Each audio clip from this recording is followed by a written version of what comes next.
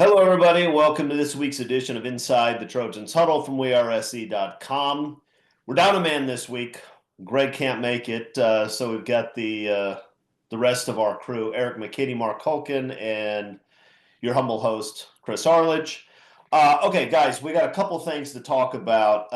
Not a long show, but I think there's some good stuff out there. I want to start by going back and revisiting our subject from last week because we were talking about this House class action settlement and what it would do, whether it's enforceable or not. And we're starting to get some other news leaking out. Now, we'll probably talk about this almost every week because there's always new stuff coming out. But apparently, they're trying to the powers that be are trying to impose real teeth on this deal. So if you go over the cap on revenue sharing, apparently the penalties will be 3 to 5 times the amount you went over, which would be a pretty hefty fine. And so there's that out there. There's also the possibility that some schools will opt out, or it appears that some state legislatures may opt out. It sounds like the Oregon State Legislature, at least somebody there, has introduced a bill that would make it against Oregon law to cap NIL, and essentially it's a direct shot at the settlement. So, question, guys, knowing what we know now, what should USC do? Should they opt in or should they opt out? And I know we don't have all the facts. Next week, you may give a different answer when we learn some new stuff. But based just on what you know now, should USC opt in or should they opt out? Eric McKinney, I know Jen Cohen is listening right now. She wants to know what you think. So I think what you said last time is true. They can't be the only team that opts in. You can't. What USC has really done for the life of NIL is play by different rules than everyone else is playing by. And you can't continue to do that. They finally, what we think is caught up or running with the teams that they need to run with in terms of NIL and how you approach that and all of that stuff. You can't let that gap widen again with this. So I think you opt in. I think that you get a number of schools as a whatever coalition to go in with you. And I think USC is set up really well, as they have been from the beginning. I mean, we want to crush USC's NIL and all that stuff. They have set it up from the beginning to do well with what this is supposed to be. So if you can get on track for this is now what it's supposed to be, what everyone is sort of anticipating it to become, I think USC's in a good spot and they should want to get there. They should want to get there.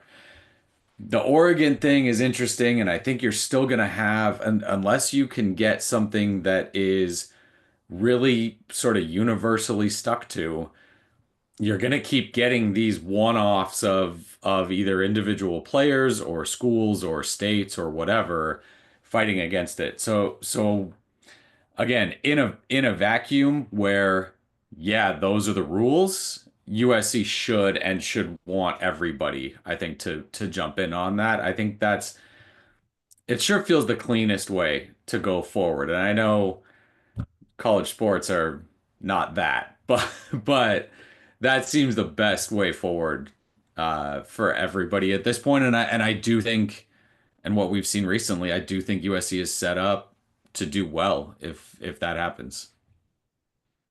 Mark Culkin, in or out? Oh, and I mean, we talked about this on the last episode. You, as long as the blue bloods are all in, let the Oregon State Legislature, put Oregon in their own league for whatever they want to do.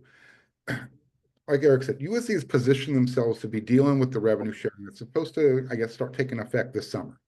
And that's why you've got all this, and I think it'll lead into our recruiting talk, is why recruiting is doing so well right now is they're kind of playing by the NIL rules that everybody else was playing by.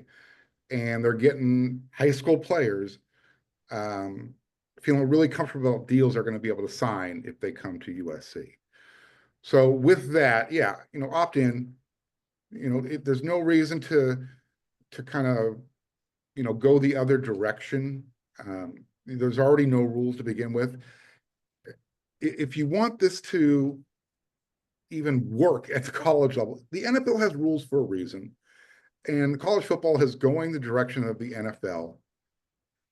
You got to establish some parameters, some guardrails, rules, put them in place. And some of the stuff that they're talking about right now, as far as what some potential penalties could be, I think it's great. In fact, I don't even think it's enough. They could probably do more. The financial fines, the Phil Knights of the world, they'll write the check for that. That's not the issue. But now all of a sudden, if you can't go grab players out of the transfer portal, or if your coaching staff is being suspended for multiple games during the season, now you're starting to add some teeth to some potential penalties if you want to go over this salary cap, or whatever the structure is going to be. So if Oregon wants to, be progressive and go this other way, fine, go the other way. I think this was, if we're talking in real world language, this would be one of those 80-20 things, and they would be in the 20 minority. You bring up an interesting thing. If coaches are going to be suspended for violating the rules, it seems to me there was a missed opportunity. Imagine if we could have had Alex Grinch suspended for an extended period of time. I mean, we Getting would be in a better different players situation. and having that happen. Yeah, I mean, that's yeah. a 2-for-1. Yeah. No, look, my view is I don't know that ultimately this thing is going to be enforceable. I have no problem USC opting in as long as all the major players opt in. If Oregon and Ohio State and Michigan opt out, USC has to opt out, especially because USC could revenue share right now, and the NCAA wouldn't be able to do anything about it. Think about it. The NCAA can't enforce any of their rules, but they're going to enforce a rule where they say, well, USC is engaged in improper revenue sharing. And USC says, everybody's engaged in revenue sharing. And they'll say, yeah, but we have a really important interest in stopping people who didn't sign off on this particular plan from revenue sharing, right? It's dead on arrival. USC could opt out, continue to do the bogus NIL, which USC is getting much, much better at, thankfully, and still revenue share. Nobody's there to stop them. I mean, and so if the major players opt in, fine, but it has to be all of them.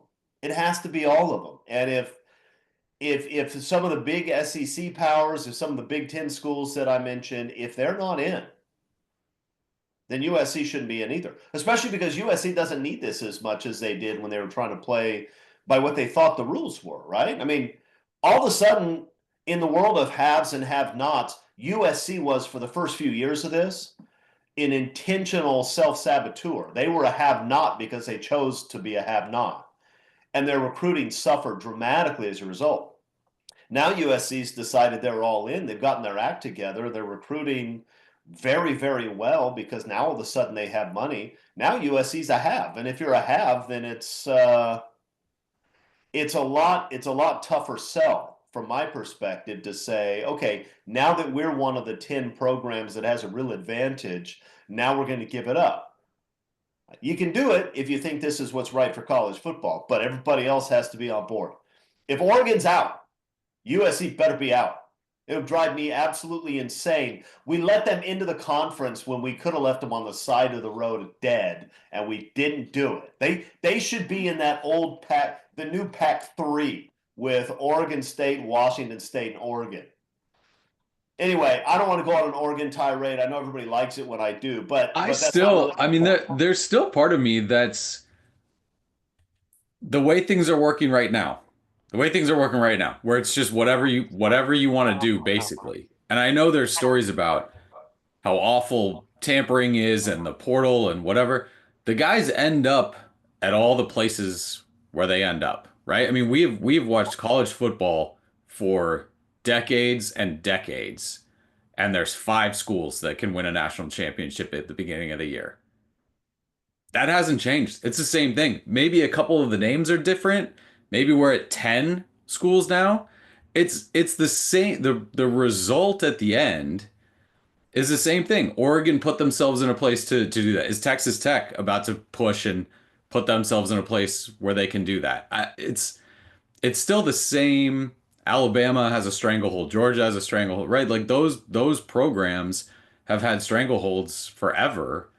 And for USC fans, it was really easy to say, hey, this isn't right because all of a sudden you were on the outside looking in. Like you're saying, if you're if you're gonna get it together and you're gonna act like you would think a traditional football power should act, then the landscape is okay for you. If you, I mean, if you can swim in it, then all right. It's still going to be frustrating. You're going to lose a guy for some dumb reason, and someone's going to convince him, hey, you should leave your starting spot to go get another $20,000 or $10,000 or whatever, and potentially, slide the NFL draft or whatever it is. There- But you don't think a clearinghouse that they're talking about putting in place will help with this to alleviate all the BS I think it'd be NIL? fine. I think someone's Uncle Johnny's going to get houses and cars again. I mean, they're going to find a way. They're going to find a way. That it's going to happen, right? Do you have the people who can go search that out? I mean, can you trace every They have that. single They have it. financial, boon for every single person that every single player is related to? They have it. Yeah, look, you can't.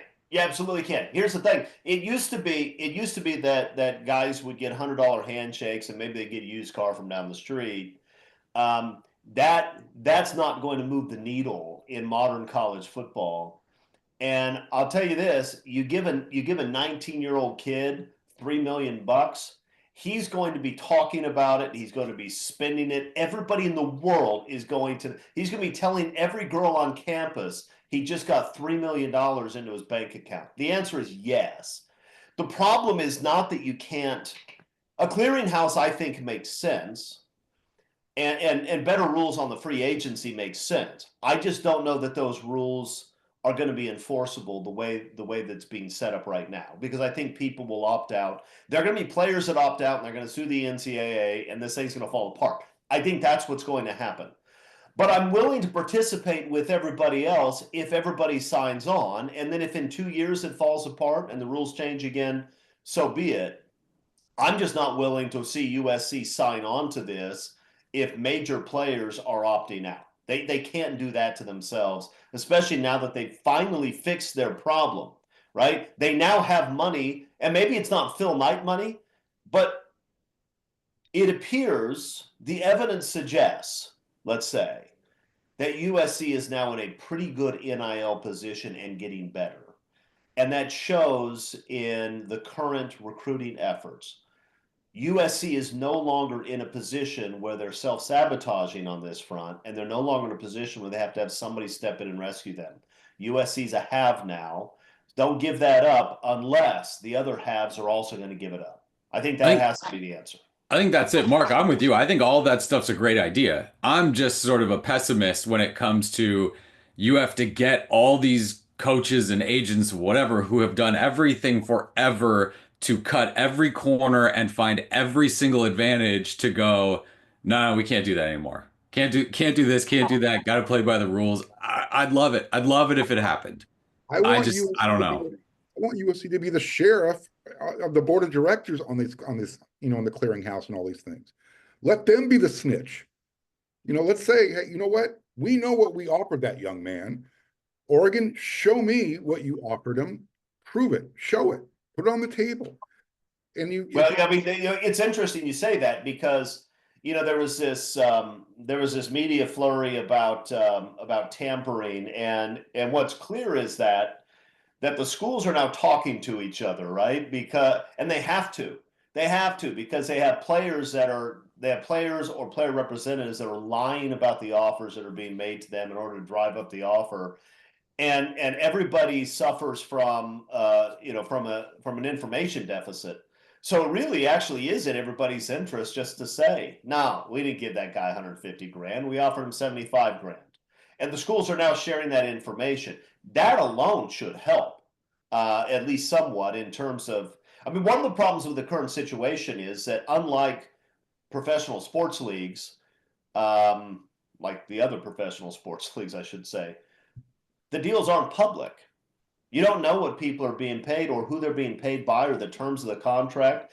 And I know that a lot of the collectives and the Oregon State Legislature and other people are saying, well, privacy interest. That's nonsense. You're talking about 18-year-old kids, unscrupulous actors, and millions of dollars. Don't tell me that the kids are better off if nobody knows who they're signing deals with or what the terms are. That's not true. It's not true. You know who's better off? The collectives are better off. I get that. But the players aren't better off. The players it would be much better if people knew what they were making, and that's fine. Look, there are lots of people. If you work for the government, everybody knows what you make, or they can find out easily enough, right? I mean, if you play for the New England Patriots, everybody knows what you make. So these kids are professional athletes now. They can be treated like professional athletes, and if they're being paid $2 million to play, we should know that, and we should know who's paying them. I mean, I don't know how you stamp out the sort of corruption that must be rampant if you don't do that. And by the way, how are you keeping these kids from being taken advantage of by unscrupulous agents who are taking 25% of the take when no NFL agent comes close to that? How do you control that when you have no idea what the deals are? So I just, when I start to hear that, well, privacy interests. No, look, they're professional athletes. Every other professional athlete discloses what they make. And even their endorsement deals a lot of times are known. So I just don't buy that. But look, USC will probably opt in. I'm just suggesting they better know who else is opting in before they do. Otherwise, opt out and revenue share anyway, and you're not going to get in trouble. Zero chance. If you get in trouble, come to me. I'll represent you for free. We'll be fine. I'm just telling you, it's not going to happen. You're not going to get in trouble for doing it. Like I said, that's what I said from the beginning. As long as the blue bloods are in. But you said blue bloods, but we need to include Oregon too. But you did. You were the only one who did that. I'm just suggesting that the blue bloods plus Oregon, not a blue blood, but I, whatever. Okay. Let's talk about recruiting, guys, because recruiting does seem to be picking up. Let's start with this. Eric, we had a couple of commits this past week. Let's talk about who those guys are. Let's talk about those players a little bit, and then after that, we'll back up and do a more of a big picture. So, a couple of good commits this past week. Who are they? What should we know about them? Two big ones. So one's big because it's a quarterback, and the quarterback that Lincoln Riley sort of pegged in this class. And for forever, we've sort of talked about Lincoln Riley goes after one quarterback and almost always gets him.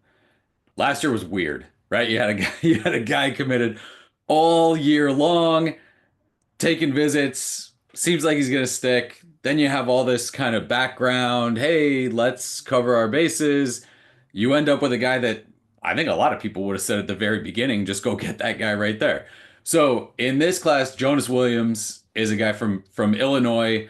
He's the in On3's number 6 quarterback. He's a top 70 overall prospect. Flipped him from Oregon, which again, great, sounds good. He's a guy a lot of people wanted. And look, the last name's Williams, height, weight ish around there. He's not Caleb Williams. When you watch him play on film, Caleb Williams is the name. That's the game that sort of comes up as the comp a bit. There's a couple throws he has where he's rolling to his left and throws against his body, and it looks like him. Again, this is high school film, not college film, but can run, all of that. Solid pickup, and hopefully / seemingly a guy who's going to stick, solid, good to go, quarterback, 2026 class coming in as a freshman next year. Let's talk other guy, local guy. Let's talk about him before we move to the defensive end. Because this kid, if you haven't watched his highlight tape, go watch it. He's a fantastic athlete, right? I mean, he is, and now back to back with Longstreet and Williams, you're recruiting guys who have elite physical gifts. That doesn't mean they'll turn out to be great quarterbacks. We don't know that yet, right? Because there's so much about playing quarterback that has to do with something other than how fast you are and how strong your arm is and all that stuff. But they're stacking up guys back to back who have unreal physical gifts. I mean, you've probably seen Longstreet's by now, but unless you Longstreet won the long throw competition at something recently where he threw it 78 yards in the air, which by the way would often win the NFL long throw competitions that they have. That is a freakishly strong arm, and he can run like the wind too. So you have two guys with just elite physical gifts, and while Lincoln Riley has had success with guys who aren't amazing runners, like Baker Mayfield can move and he can make plays with his feet. He's not Kyler Murray. He's not Jalen Hurts. He's not Caleb Williams, but he can move. But he can move pretty well. Um, but Lincoln Riley's quarterbacks, when they can move, have always been extraordinarily dangerous. I mean, Caleb in his last year at SC didn't like to run very much, but he would still do it when he had to. And more importantly, you can erase a lot of problems up front if you have a guy that can move around, right? We saw that with Caleb. I don't know how many times you see a guy come clean, untouched, and Caleb just spins around and leaves the guy on the ground and runs around and makes a play.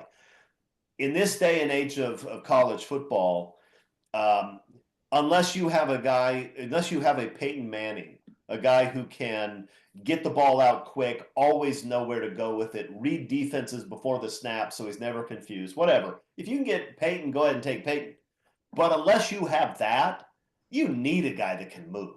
And Riley now has back-to-back guys who are strong-armed and can move. I'm excited about Williams, just like I'm excited about Longstreet. One of those two guys is going to be able to play quarterback at USC. I'm quite sure of it. Mark, you want to talk about this quarterback?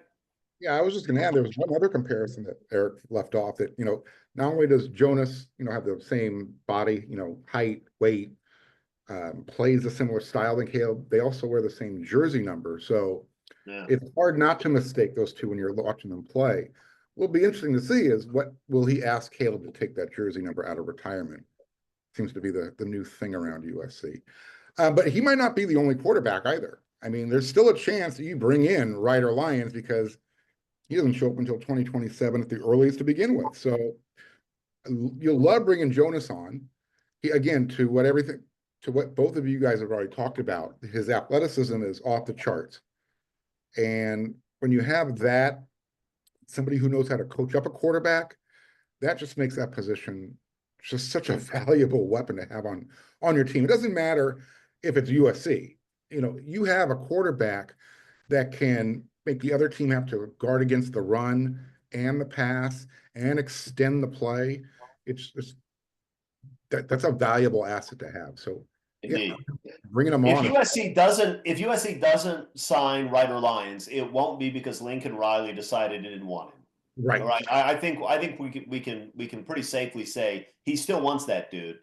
And look, it may be that there was a time maybe when quarterbacks would say, "Oh man, I've got two guys in the class ahead of me that are really good. I don't want to go there and sit the bench for a bunch of years." I'm not sure that many quarterbacks think that way anymore because if you show up and you can't beat those guys out, you can always leave. Leaving is easy. And so if you're Ryder Lyons and you want to play at USC, who cares that these other two guys are there? You might as well show up. Ryder Lyons probably thinks he's better than those two guys anyway. Jonas Williams probably thinks he's going to be better than the guys who show up. Right? Those guys should feel that way. So what you're likely to get is the guy who leaves is the guy who didn't feel like he could compete. So you take all of them and then see how it shakes out, I think. Eric, any other thoughts on the quarterback situation? And then go ahead and move on to that second commit.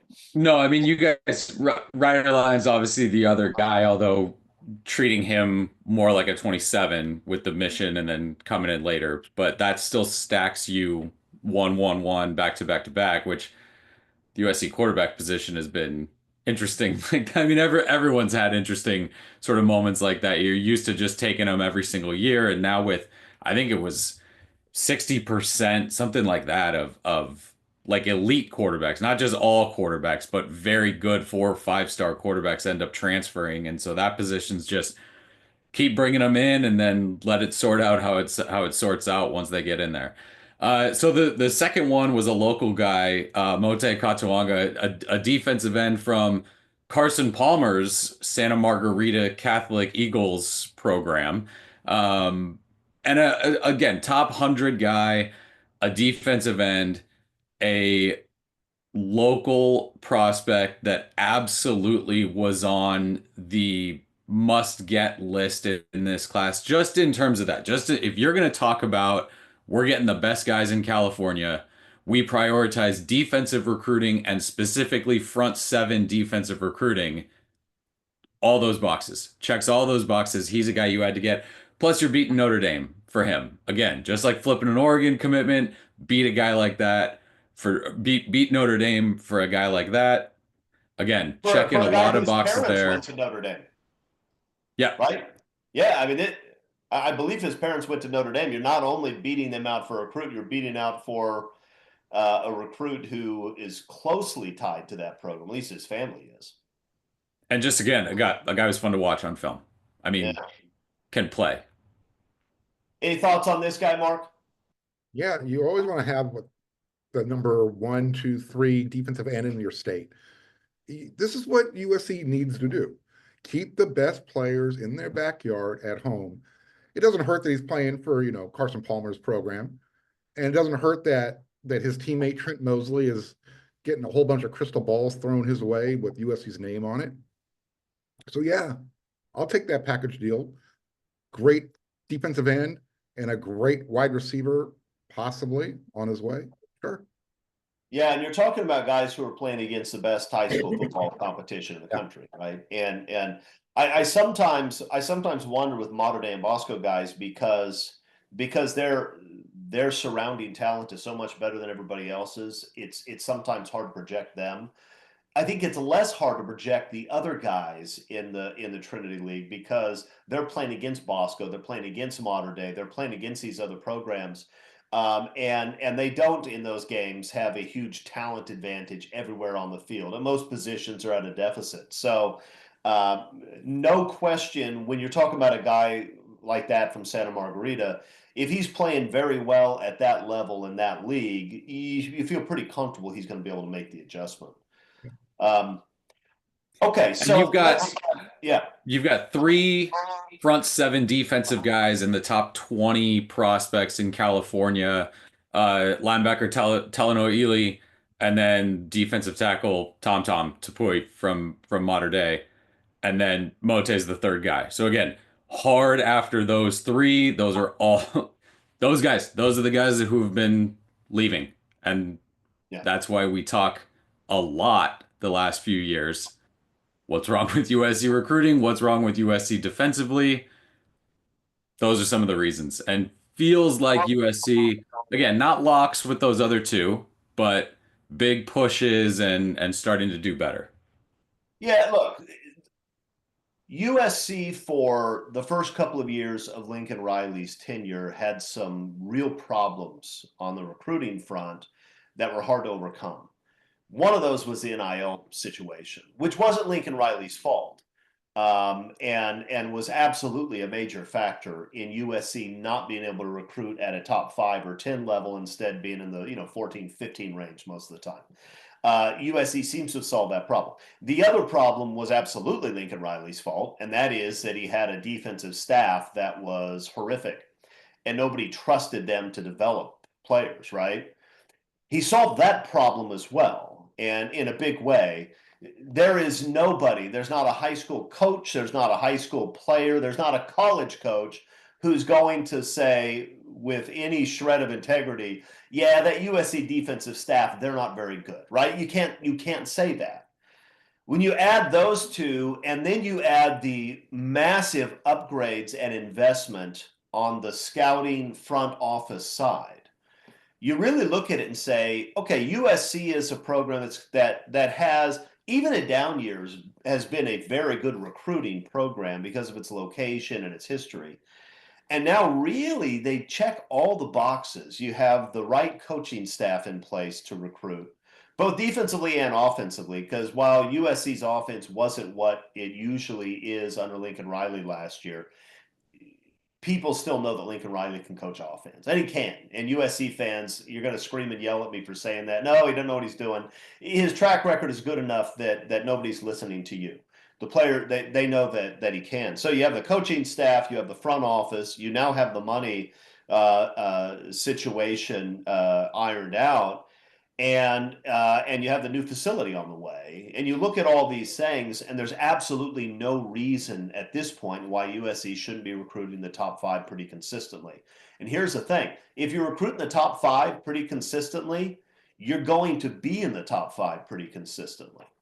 And I know people want to argue about recruiting rankings, but just go look at the teams that are in the top 5 every year, and you'll see that they win 10 or 11 games every year. It happens. And the reason is because if you have really good players, then even average coaches are going to win a lot of games, and good coaches like USC's now will win even more. So there's no reason why USC shouldn't be able to recruit extraordinarily well going forward. And they're number 1 or number 2 in the early rankings right now for the 2026 class.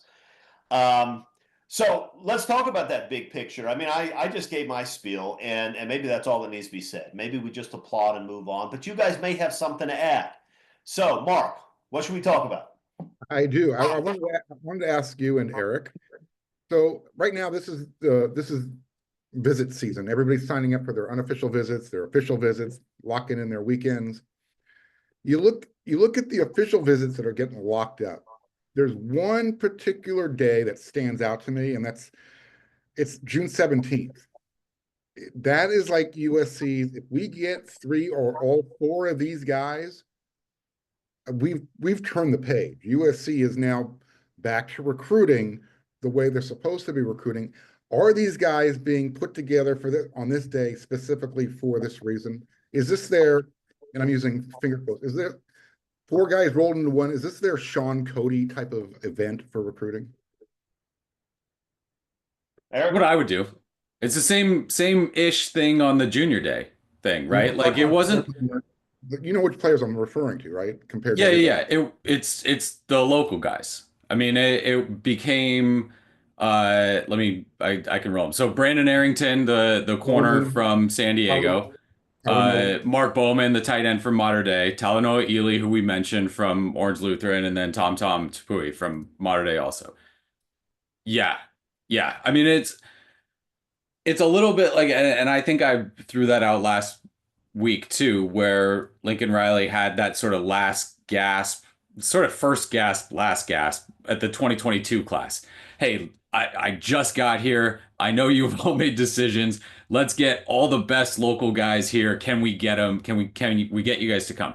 The junior day felt the same way. There were some guys from out of state, but again, you got to make Xavier Griffin feel like a local guy. You got to bring in the quarterback, make him feel like a local guy. Like you need to do that. I think that, yeah, you show those 4.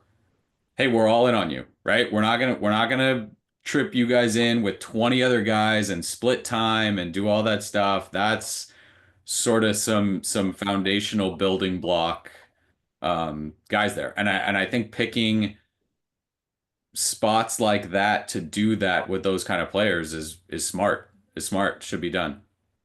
Yeah, I mean, we talked a little bit in the prior weeks about this new Chad Bowden and all these other guys that are now doing, general manager, administrative, scouting, all this stuff that that needs to be done. And you ask, well, what do these guys do? How important are they? Well, I mean, this is a good example that Mark brought up. I mean, if you're going to try to figure out a schedule, one of the things you want to think about is, who do we want here at the same time, right? What order do we want guys in? Who do we want here? And part of that, I would think, has to be, what are the guys that we think will really connect together? Because that's an important part of recruiting as well. You don't only want the guy to like the coaches and like the campus and all that, but you want him to connect with the existing players and the guys that he may play for. So this is a sort of thing that a really good GM would be thinking about. And, Chad Bowden, by all accounts, is really good at that sort of thing. So I suspect you're right, Mark. I imagine a lot of thought goes into that.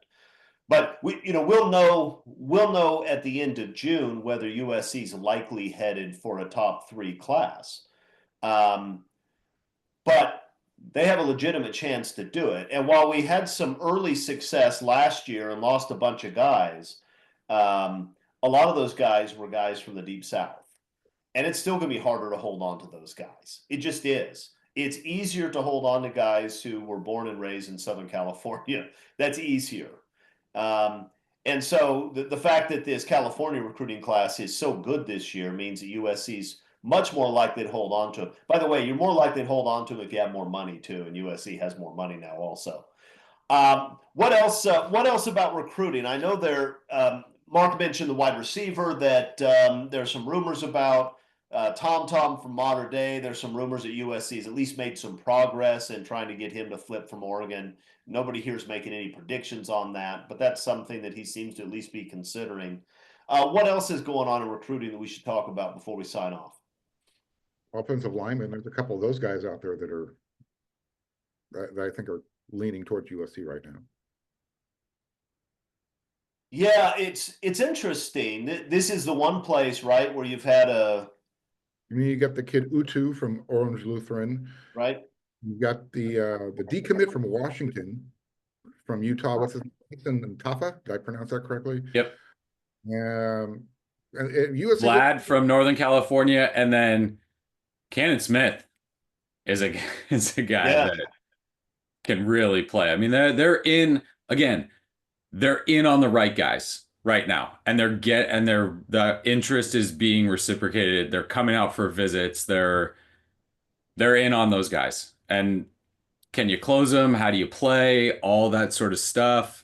We'll see, but they're doing all the right things right now in terms of building on both lines and chasing guys that they should be chasing. By the way, if you have a chance to land an offensive lineman named Vlad, you do it. You close that deal.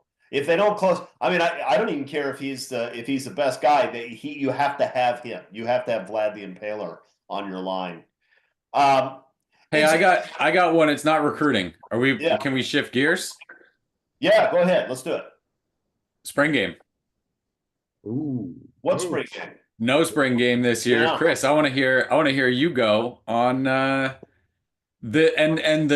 knock-on effect, the domino effect, right? Every day it's another program saying, no, we're not going to do a spring game either. It feels like two schools are going to end up holding spring games this year. I mean, there have been plenty of years recently where USC didn't have a spring game anyway, right? They had something they called a spring different game. look. Well, it was just kind of a practice session, and they did a little bit of scrimmaging.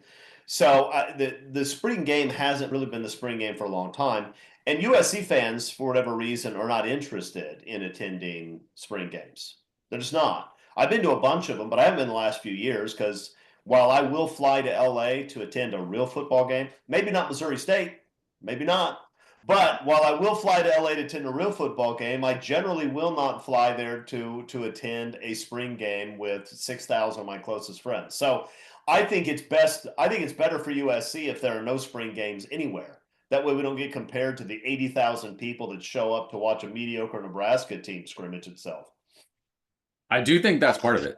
If you're going to turn that into a big recruiting event, you don't want the recruits to outnumber the fans and then go see someone else and have there be 100,000 people at a spring game. And I know every school is complaining about, our fans don't come and they leave early and whatever, but there's going to be if they get held, there'll be some packed stadiums at some of these spring games. And so from that vantage point, I can understand a bit. Let's make this just a recruiting event. We can bring in a bunch of guys and we can, have families if you want families there. I'm not saying it's right, but I can understand if that factors at least a bit into it. Because I do like that USC is still going to find a fan team experience, and we'll see what that ends up being, if it's a salute to Troy-ish thing that's open to more people or however that plays out. So you got to see how do you make up for this before we understand the whole puzzle of what's going on here. But yeah, if you play the spring game and you lose two guys that you were counting on to play who, get transfer portal poached, and you can kind of trace it back to that. I don't know. I do want. Go ahead, Mark. How do the how did the Cowboys, how did the Raiders used to do it when they used to go up to Oxnard? If like I college football is becoming so close to becoming the NFL, let's just extend the off-season winter workouts. Give Benny Wiley a raise. Say, you know what? You get these guys now all the way through spring. When spring semester ends, we're going to start OTAs. So you see them in the NFL. You have fan interaction days.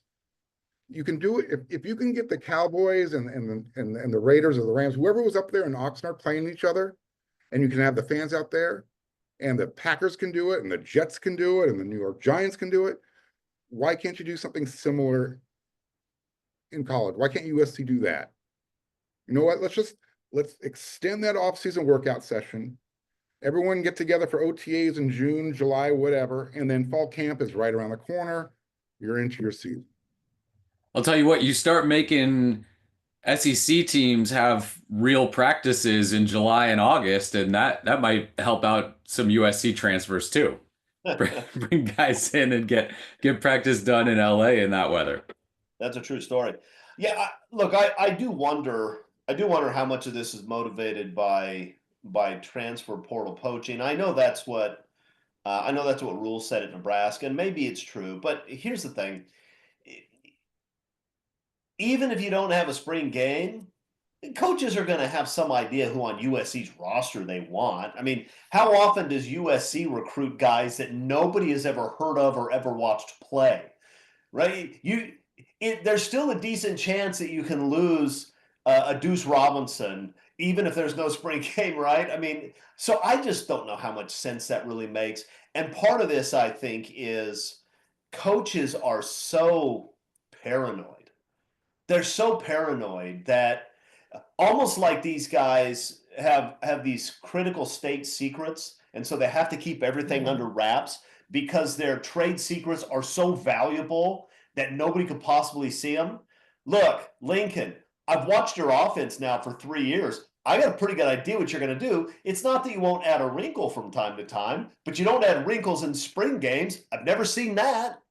I know what plays you're going to run in the spring game. You're going to run your counter. I mean, I just I think coaches are so paranoid that it becomes a little bit silly. This idea that we have to keep people away from the practices, otherwise our opponents are going to have this huge advantage.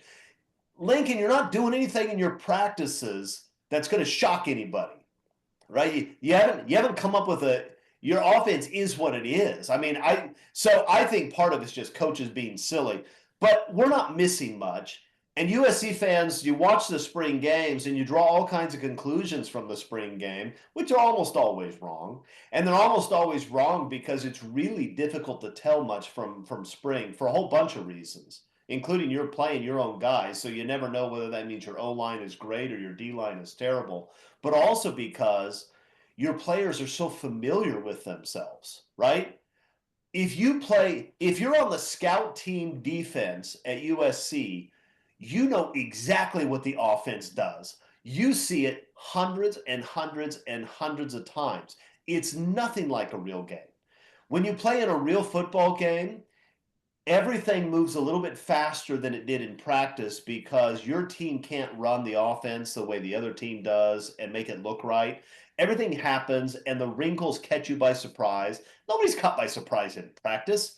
Nobody. They know exactly what the play is. And so it's not game conditions, even if you try to make it that. So I don't think we're missing anything, but it was fun when they had In and Out. You got to go watch some. You got to go watch Pete Carroll get some In and Out, go down on the field, talk to the players. But most of that's been taken away from us anyway, so I'm not going to complain too much about it. Yeah, I mean, again, like you said, it's coaches thinking if this gives another coach the tiniest fraction of an advantage, I'm not doing it. And I know people want to throw Pete Carroll did this and did that and did that, and yeah, that's a unicorn. I mean, yeah, he was here for that time, did it, worked. But here's the thing, I, Eric. they're not doing it. I don't think this has anything to do with X's and O's. Until you get rid of that spring transfer portal window, it's just one more avenue for tampering where you have no control over talking to your players. I mean, you read this. We all read the story that On3 put out. All those quotes from different representatives from different programs and different conferences. Until you get rid of that, you just get. This is the game we're playing right now. You got to put some rules in place. I'm with you, but nobody, look, there's no other program that's saying, I really want to tamper with USC players, but now it's going to be hard for us because they don't have a spring game. It's going to be easy to do it now as it was before. But I think once the roster is set after, the early signing period and whatever that transfer window is, whether it's in December, whether it's in January, once the roster is set, you can't transfer. You can't say, well, I'm jumping in the transfer portal in April. There is no more transfer portal window. You got to wait until December, January again. Okay, let's close with this. Ready? We're going to make predictions. And here's the question. I want to know how many starters USC will get from the spring transfer portal this season. How many starters on the 2025 USC football team will be guys they pull out of this coming spring transfer portal? Eric McKinney, go. You had no idea I was going to ask this, so it's off the cuff. Yeah. I'm going to say two. I'm going to say Okay. two. And I'm going to say one on either side, but I think it could be three. I think I'm short. So and I think they get an offensive lineman. And however that shakes out, if that's a right tackle, a left guard, something, and then a linebacker. Outside shot at a corner too, potentially on how that goes. But I think you have to get a linebacker just looking at kind of what the depth chart looks like. And then I'd be surprised if they said again, we're good with what the offensive line group looks like after spring. So I'm gonna say two with a chance to be more, but there aren't a ton of positions right now where you're thinking, boy, they really, really need to get six more starters. Mark's gonna say six. I was going to just give you the easy 2.5. 2.5 starters. I'm with you. You definitely need someone for the offensive line. You're not sure if you need a tackle. You're not sure if you need an interior offensive lineman, but you need somebody that you can probably plug in and start right now. Linebacker is the other obvious, and then cornerback is really the only other place, and that's why I said half. Wide receiver potentially too. I mean, I know you like those two. Is Prince Strawn, is he the guy? Is there, does somebody jump in? I'll be curious how. If you're Jordan, you got to say you were number one guy last year. Come, let's do this. Yeah, just curious how sort of potent the portal is in spring, or if it's sort of watered down again outside of maybe one, two guys. Yeah, I think offensive line and linebacker both make sense. Although it wouldn't surprise me if USC went with the offensive line starters that they project now. We'll see. I think you saw some huge strides in the two young offensive tackles last year. Those guys both may be ready to go. You got your center that I think will probably start, although I don't think he's listed first on the depth chart yet. But I think you expect the transfer to start. I do think you have to get somebody at linebacker, but we said starter, and I don't know if somebody's going to come in and start in front of Desmond Stevens. Nobody's going to start in front of Eric Gentry unless he's injured.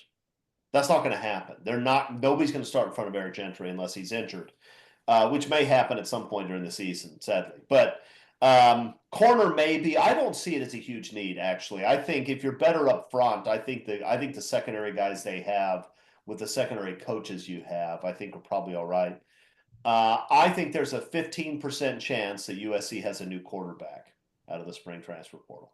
I have no inside information on that.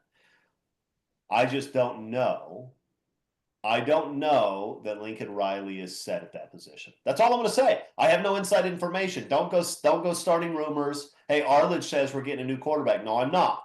I said 15% chance. Unlikely. You said 50, right? You've said 1-5. 50 on all those all those times. 1-5. I said 1-5. If Lincoln Riley's not set at quarterback, who's on Longstreet your opening day quarterback? That's it. Period. End of story. Well, here's the other thing that I would say about that is the one thing we haven't talked about in terms of this recruiting class is the importance of winning.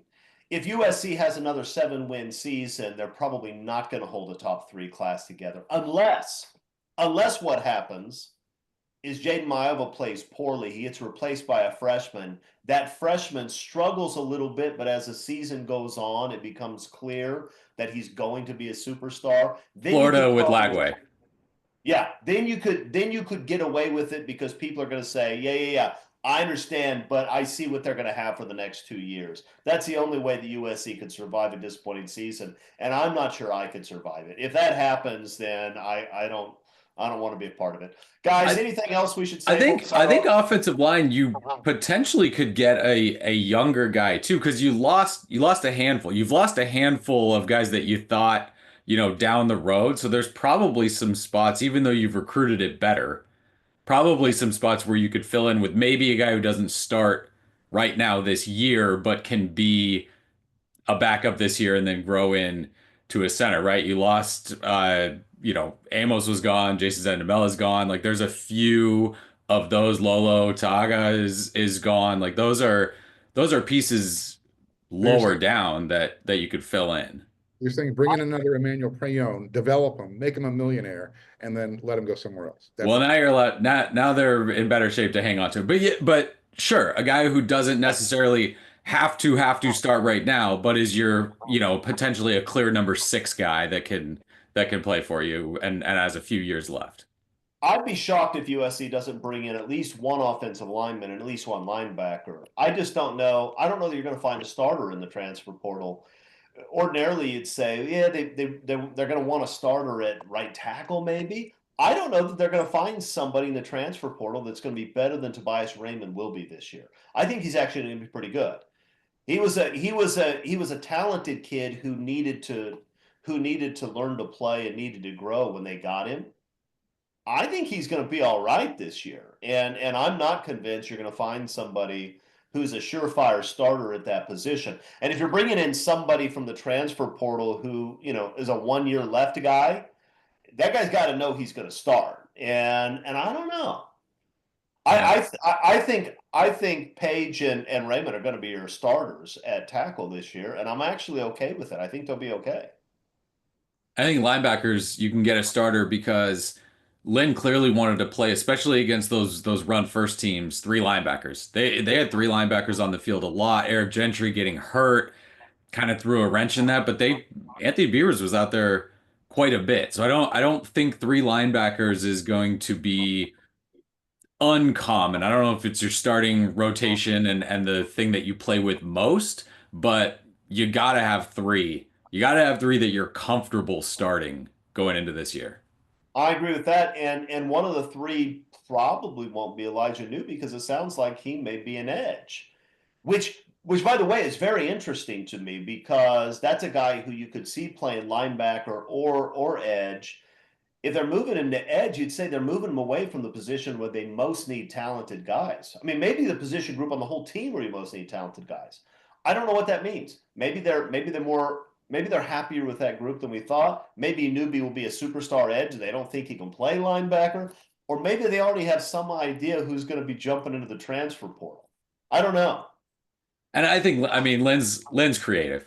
That's a guy where you can do a few different things. I don't even know if you need to give him one spot. I think you can do a few things with him, just like with Eric Gentry. Like there's some Kyle Hamilton-ish guys here where you can stick them maybe all 3 levels and get solid play out of them. Yeah, Lynn is clearly creative, and I imagine that it doesn't hurt to have a guy who was an NFL defensive coordinator for a decade as your linebacker coach either. I suspect the 2 of them can figure some stuff out. Well, Brian, he's Mike Tomlin tour right now. I mean, everywhere you look, that's what you're seeing is Dan Lynn. He's Mike Tomlin.